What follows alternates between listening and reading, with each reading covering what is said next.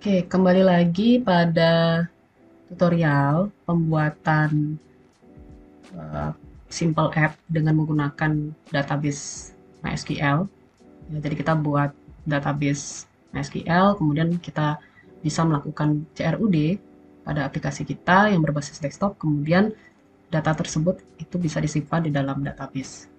Nah, pada video sebelumnya itu kita sudah buat form mahasiswa, kemudian kita juga sudah bisa membaca data yang ada di database sehingga bisa tampil pada form mahasiswa ya. Jadi saya akan coba dulu untuk login pada database pada gininya ya, pada aplikasinya.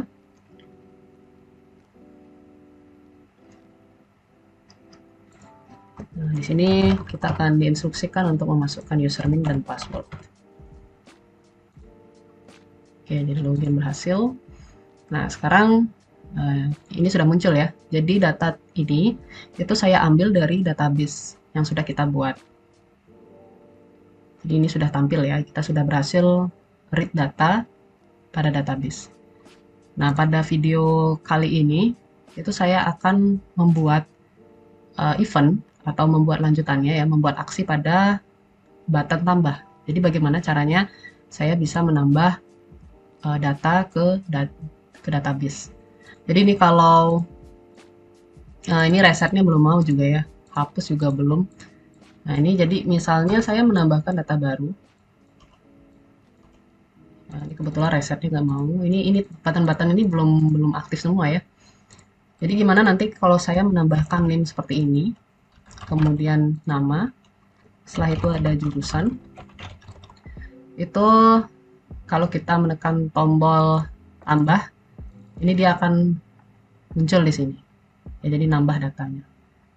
Nah, kalau sekarang belum ya. Jadi keempat tombol ini belum berfungsi.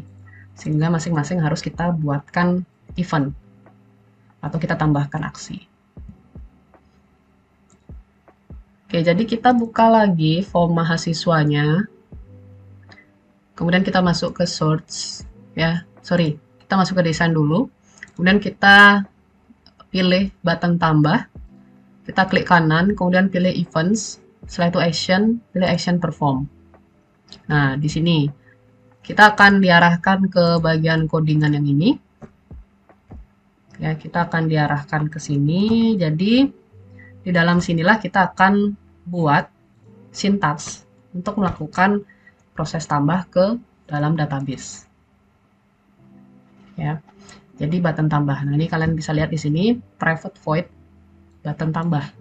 Oke, kita tambahkan sekarang sintaksnya untuk menambah data. Pertama saya akan masukkan dulu klausa try sama catch ya. Try catch. Nah, kemudian yang kita coba di bagian try-nya itu saya akan buat dulu sebuah statement ya, create statement dulu dengan menggunakan st, variabel st dan cn, kemudian create statement.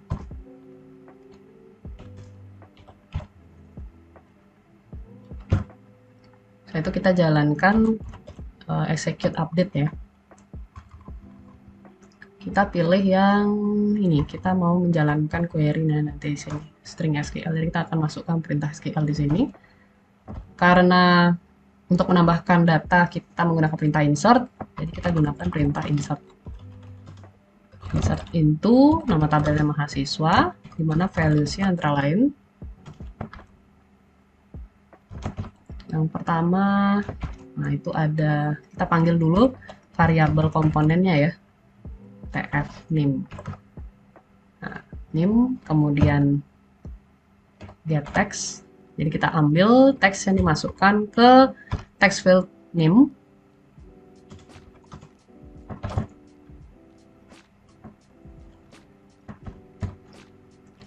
Begini, terus koma. Text field nama. Text field nama, kemudian get text lagi.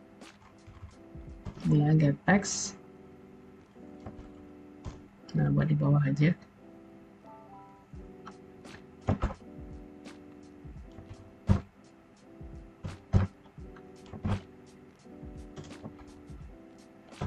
Baru yang berikutnya kita panggil variabel jurusan.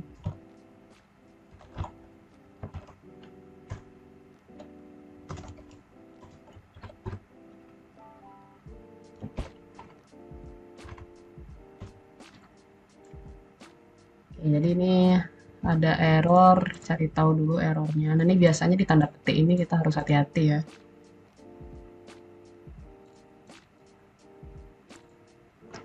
Oke, jadi di sini kelebihan tanda plusnya. Ini udah saya buat di atas tanda plusnya, jadi harusnya satu-satu. Nah, jadi mau hilang ya, karena kelebihan tanda plus ada di sini. Oke, sudah. Kemudian setelah itu kita tampil data.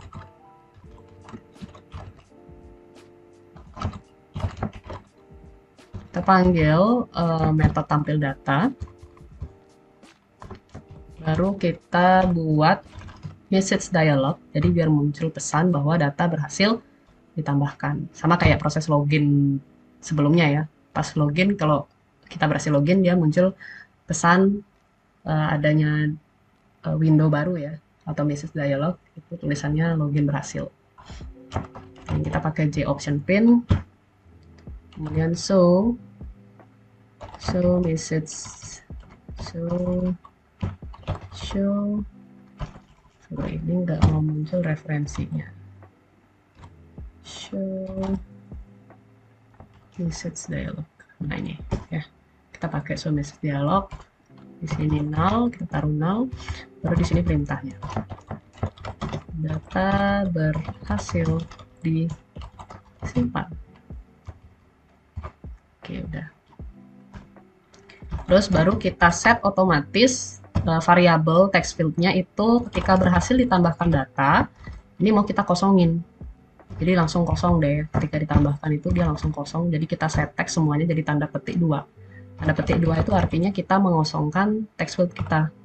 Jadi dia kembali ke kondisi semula sebelum adanya nilai yang ditambahkan. Sama jurusannya.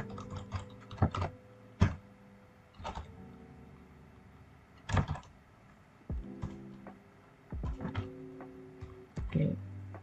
Sudah, kalau sudah baru di close circuits-nya kita tambahkan exception handling-nya. Kalau dia gagal, bagaimana gitu perintahnya. In stack trace. Nah, ini udah ya. Kita sudah nambahkan aksi ke button tambah kita. Sekarang kita coba jalankan. Kita coba tambahkan data baru.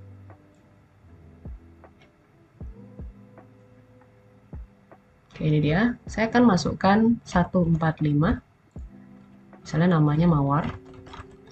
Kemudian jurusannya adalah sistem informasi akuntansi.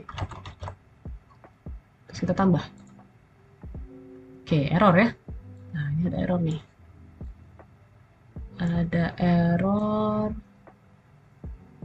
table DTMHS mahasiswa does not exist. Jadi tabel mahasiswa katanya nggak exist nih. Nah, kemungkinan ini koneksi database saya yang keliru. Saya coba cek dulu ya. Apakah saya sudah benar menghidupkan XMPP-nya. Jadi setelah saya cek di database saya keliru di bagian nama tabelnya. Jadi mahasiswa itu tidak ada, yang ada MHS ya. Jadi saya singkat gitu tabel mahasiswa jadi MHS. Nah, sekarang seharusnya sih sudah bisa. Kalau tidak ada error di sintaks ya. Oke, sekarang saya coba tambahkan lagi 145 Mawar gitu di sini.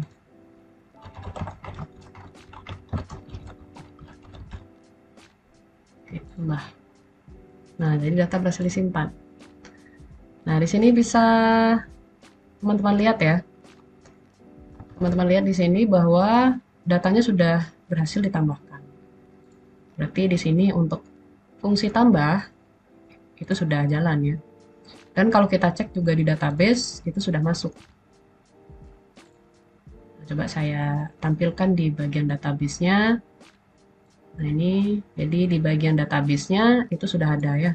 Nih, data yang nomor 2 ini. Jadi ini data baru yang baru saja saya tambahkan.